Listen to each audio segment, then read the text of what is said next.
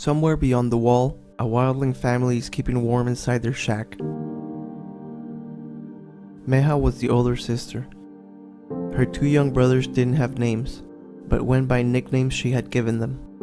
One was Lump, who was 6 years old, and Bump was the youngest, 3 days shy of his third name day. Lump had been jealous that Bump was going to be named after his father. So one day he warged into one of his 3 family dogs and killed his own little brother.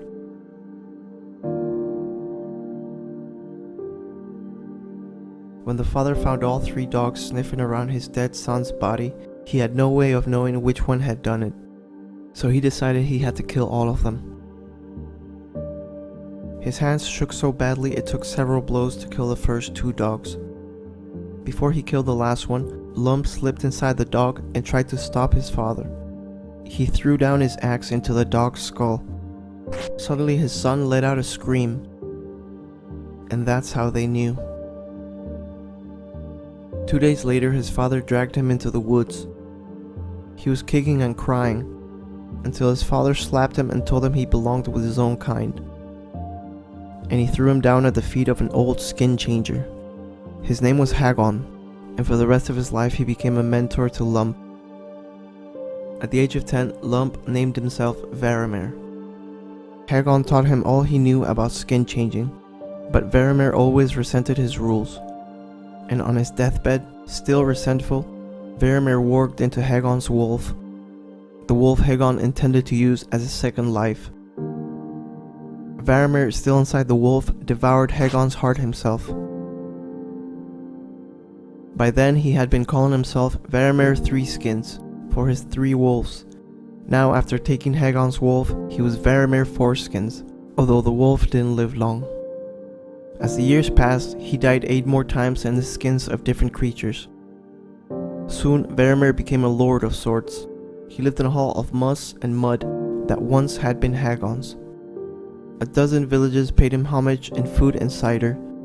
He now had control of his 3 wolves, a 13-foot snow bear, and a shadow cat. Eventually Mance Rayder seeks an alliance with him, and Varamyr becomes part of his inner circle. After Jon Snow is captured and then manages to convince Mance that he wanted to join them, Varamyr is one of the many wildlings who rides with him, including Tormund and Ygritte. While on their way to the Fist of the First Man, Jon is suddenly attacked by an eagle. This guy's eagle. In the books, Orell is killed much earlier in the story by Jon, when he's sent by Qhorin Halfhand on a scouting mission along the Skirling Pass, where they find and kill 2 wildlings, and a third who was sleeping turned out to be Ygritte. The eagle buried its sharp talons in Jon's face. He had no time to reach for a weapon and he fell from his horse. Ygritte came to his aid and kneeled over him with a bone dagger in her hand. And Varamyr manages to take control of Orell's eagle. Afterwards, Jon is sent to see Mance Rayder again. Mance decides to send Jon along with Ygritte to climb over the wall and reach Castle Black. If he's useful, good. If not, throw him off the wall. See if crows can fly. Mance also orders Varamyr to send his wolves sniffing after the whites. Varamyr feels Orell's hatred for the boy who killed them, and he finds himself hating Jon as well. He even thinks of taking Jon's direwolf. After the attack on Castle Black and the battle for the gate, Jon is imprisoned and thrown into an ice cell, and threatened with execution for desertion and the murder of Qhorin Halfhand. Instead, he's sent to assassinate Mance Rayder. He tells the free folk he's there to negotiate.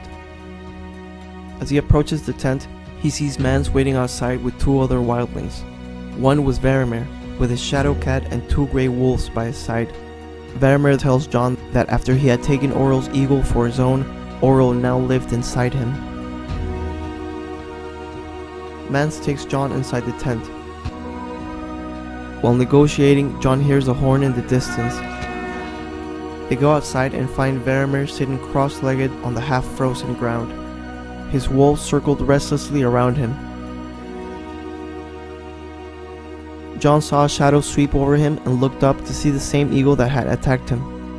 Now Varamyr's, but with a part of Orell's consciousness still inside it.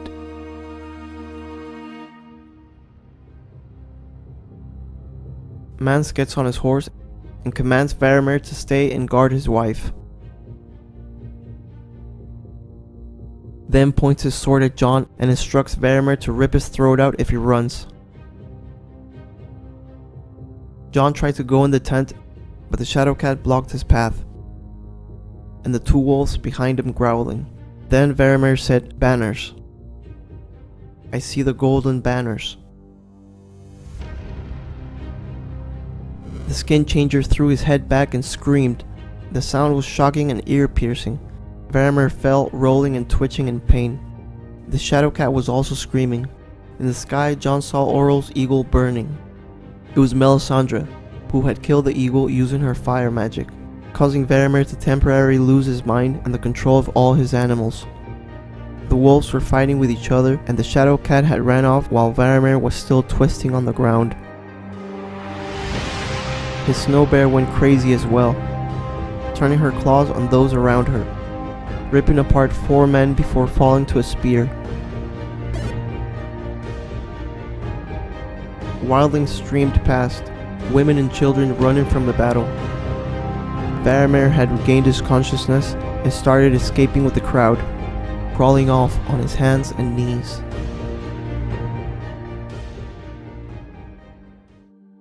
Sometime later, Varamyr wakes up wounded in a hut. He feels the wound has opened, and remembers how it happened. After the battle, thousands of free folk had been struggling through the forest after fleeing the carnage. Many had deserted the group along the way. Now Varamyr found himself with a group of survivors.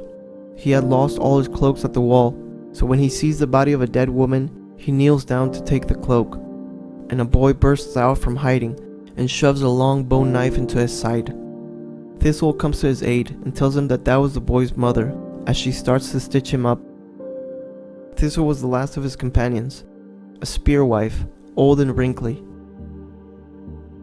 Mance is captured, she told Varamyr.